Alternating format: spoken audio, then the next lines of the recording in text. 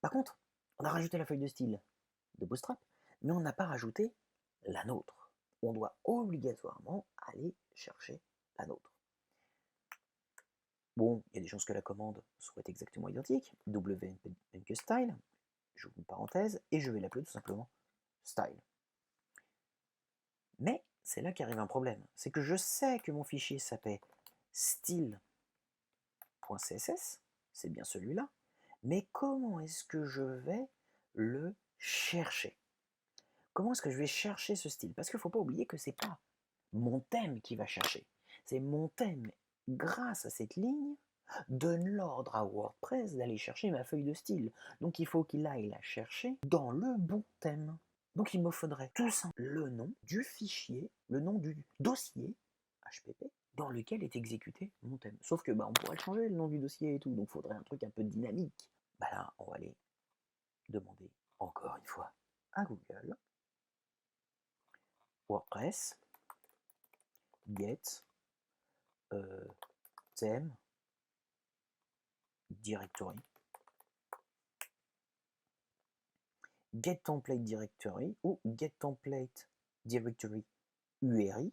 Et moi, c'est ce qui m'intéresse, hein. C'est pas un simple chemin, c'est vraiment l'URL. Je vais regarder ça. Permet de récupérer l'URL du thème actuel. Donc, get template URI. Je prends ça. Et en fait, ici, je vais faire une concaténation.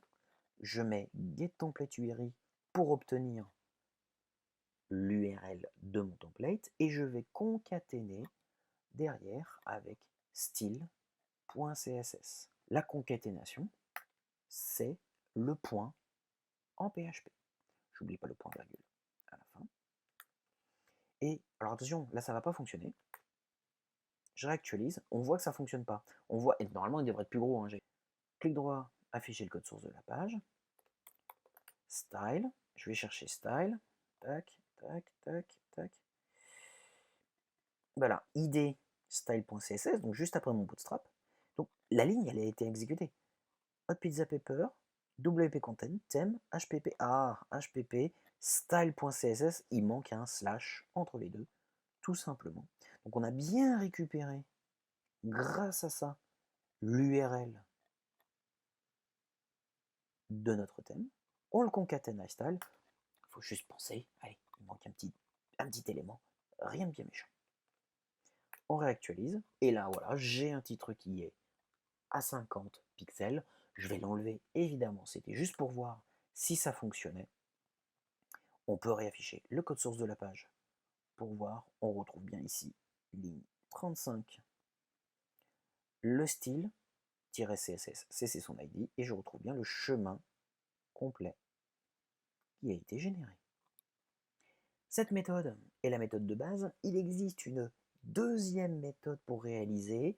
C'est pas une obligation, loin de là. On peut s'arrêter là, mais il est possible de le rencontrer dans certains thèmes. C'est-à-dire qu'il est possible de mettre en mémoire les styles que l'on veut exécuter et de les appeler au moment où on en a besoin. Je vais faire l'exemple sur la ligne de Bootstrap. La commande, c'est wp underscore register style, qui permet donc d'enregistrer un style.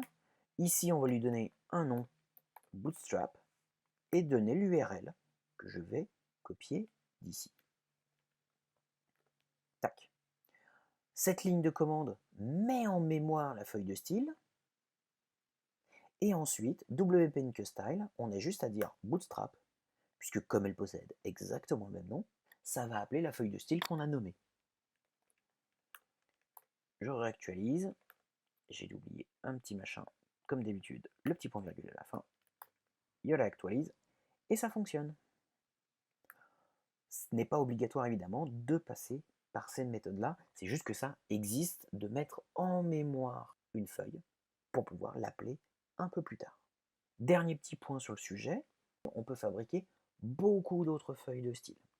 L'idée étant de fabriquer des feuilles de style par rapport au sujet. Donc dans style, généralement, on va mettre le style un peu général de la page web. Donc on va travailler déjà avec de bonnes habitudes. on va séparer les différentes feuilles de style par rapport à nos différents besoins. On va faire un petit exemple et donc fabriquer une nouvelle feuille de style que l'on ne va pas remplir pour le moment, c'est juste un exemple.